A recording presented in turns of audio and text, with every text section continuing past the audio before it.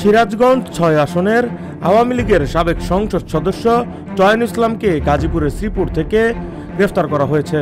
বৈষম্য বিরোধী ছাত্র আন্দোলনের নেতাকর্মীদের দেওয়া তথ্যের ভিত্তিতে অভিযান চালিয়ে তাকে গ্রেফতার করা হয়েছে বলেও জানা গেছে।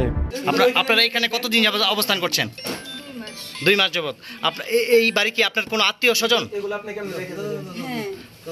মানে কি হয় আপনার এই বাড়ি মালিক?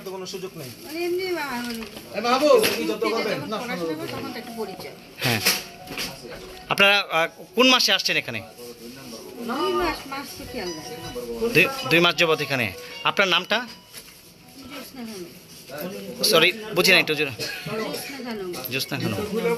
জানা গেছে শ্রীপুর উপজেলার টেপিরবাড়ি গ্রামের মাটির মসজিদ এলাকার ওই বাড়িতে দীর্ঘদিন আত্মগোপনে ছিলেন এমপি চয়ন ইসলাম।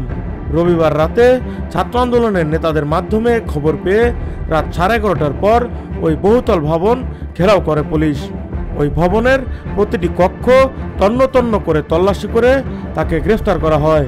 গ্রেফতারের সত্যতা নিশ্চিত করেছেন শ্রীপুর থানার ভারপ্রাপ্ত কর্মকর্তা মোহাম্মদ জয়নাল আবেদিন মণ্ডল।